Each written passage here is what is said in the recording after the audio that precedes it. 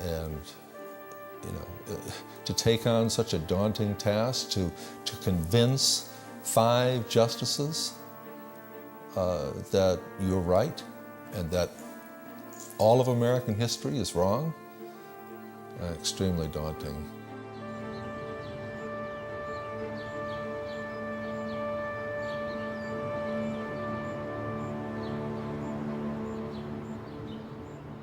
There was an attorney over in Peoria.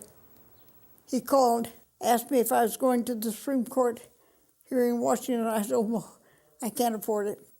He said, "Yes, you can." He said, "You're going to go first class on the Capital Limited." He paid my expenses.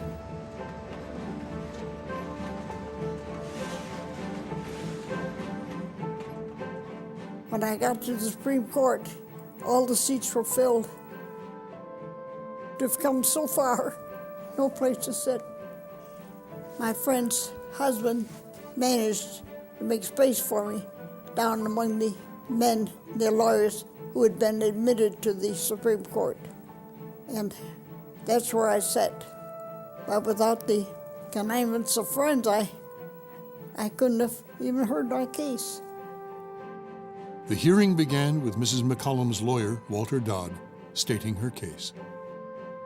The elderly man spoke slowly, and in a voice, according to one newspaper, so quiet you could barely hear it in the back row.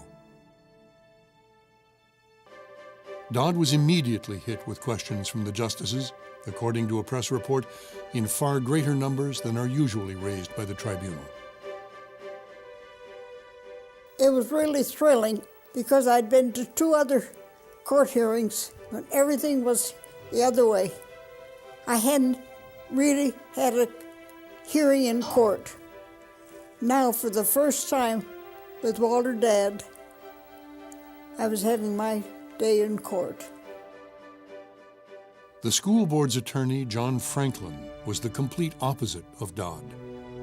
He waved a coin in front of the justices, saying they'd have to strike the words, "In God we trust," if they ruled against him.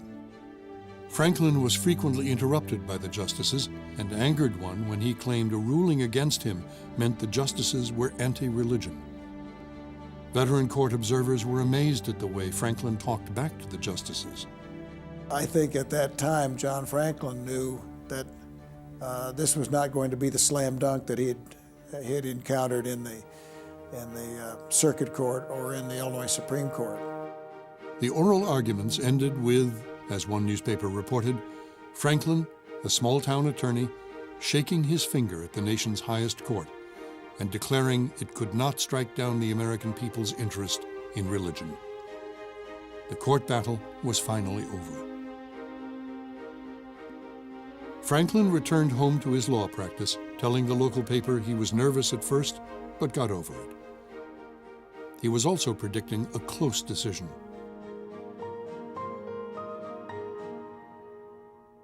Before the McCollum case, the Supreme Court heard an earlier religion case that could determine the McCollum case's fate. Known as the Everson bus case, a New Jersey man sued his local school district to stop it from using tax money to pay for buses to transport students to religious schools. The court was asked to decide if this was an establishment of religion. A decision in favor of Everson would all but guarantee the McCollums would win. When the Everson bus decision was handed down, it was a historic moment in the Supreme Court's interpretation of the First Amendment's Establishment Clause. For the first time ever, the justices ruled that the Establishment Clause applied to the states, not just Congress. In writing the opinion of the court, Justice Hugo Black included a phrase that would have a profound effect on all future church-state cases, writing that the Establishment of Religion Clause was meant to erect, in the words Thomas Jefferson had used in a letter, a wall of separation between church and state. It was a momentous ruling. The Everson decision had to be very encouraging for Mrs. McCollum because first, it established that the First Amendment's Establishment Clause applied to the states. and that was not previously established. And that was a hurdle that she had to get over in order to win her case. Second, the court adopted this rhetoric about separation and the wall between church and state, which was very favorable to her claim. But the Everson decision was also confusing. Despite the court's language about the wall of separation, the justices ruled 5-4 against Everson. Taxpayer support for busing children to religious schools was legal. The decision was potentially a bad omen for Mrs. McCollum. Although Everson had endorsed this view of this wall of separation, Jefferson's metaphor of the wall, it had in fact not overturned the state law. So Mrs. McCollum had to ask the court to go the next step, not only to endorse in abstract concept the wall of separation, but to really give it meaning and force.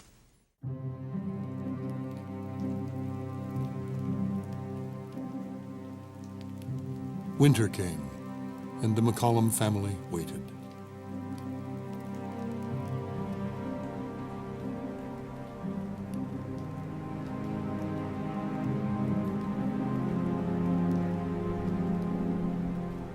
This was something that never was not on your mind. This was a huge part of our life for 3 years.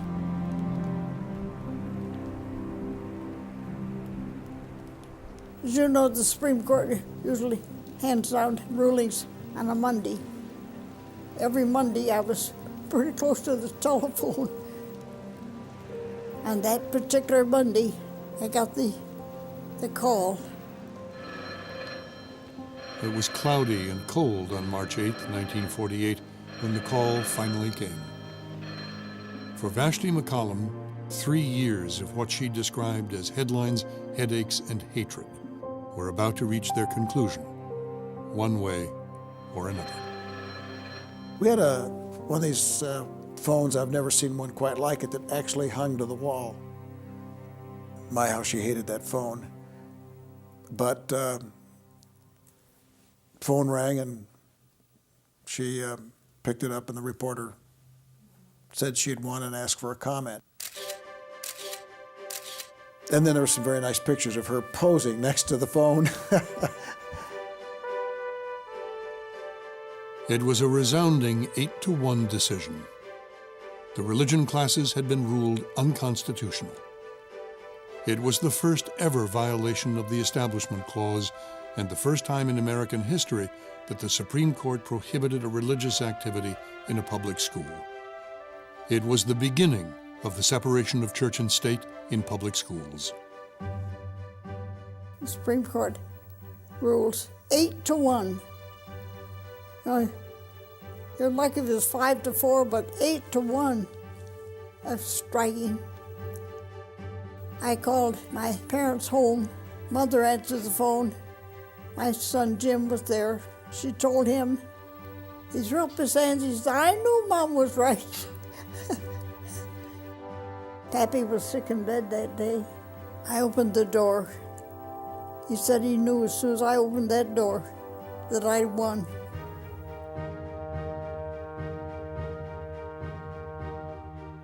The court made it clear that the key to its decision, what was different from the Everson case, was that the religion classes were held on public school property during regular school hours.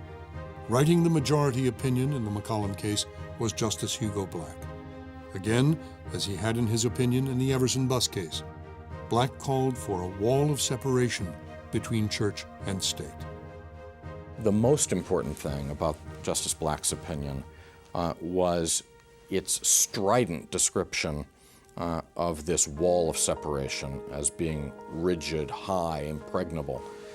And that concept, sort of an organizing principle of First Amendment thought, sticks and continues to exert influence today. While Justice Black wrote the majority opinion, Justices Robert Jackson and Felix Frankfurter, both still voting with the majority, wrote separate opinions that disagreed with some of Black's opinion. Jackson wrote that although he agreed, he felt the ruling had gone too far. The opinion in McCollum for the court is classic Justice Black. He paints in broad and absolute strokes. He seizes on an idea, this wall of separation, and for him, that settles the case. Justice Jackson and others see the conflict as much more complex, it's much more nuanced. I think the U.S. Supreme Court justices, they're not naive.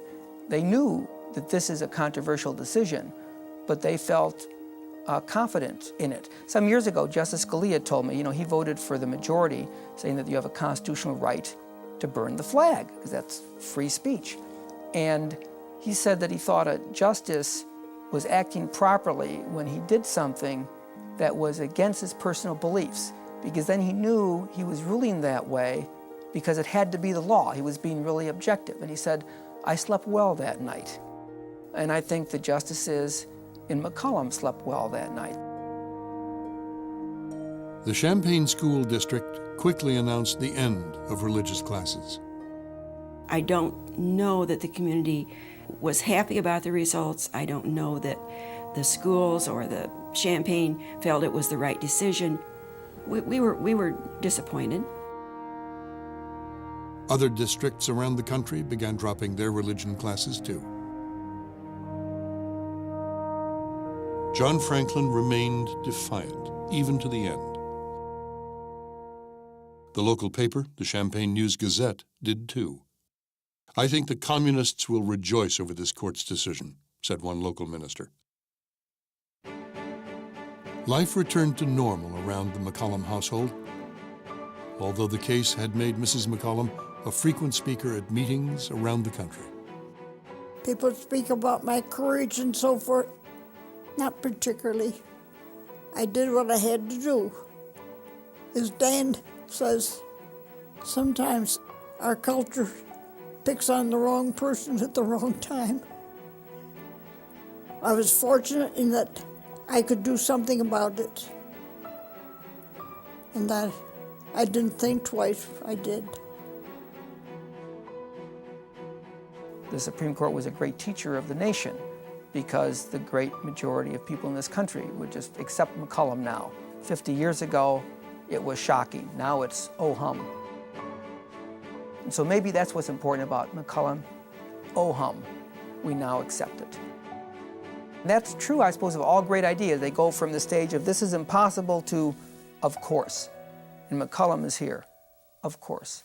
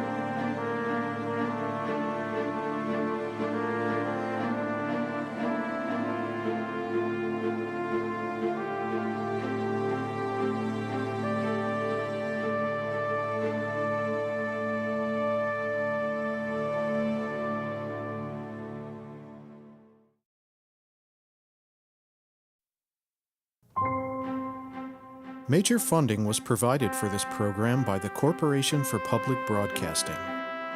Additional funding was provided by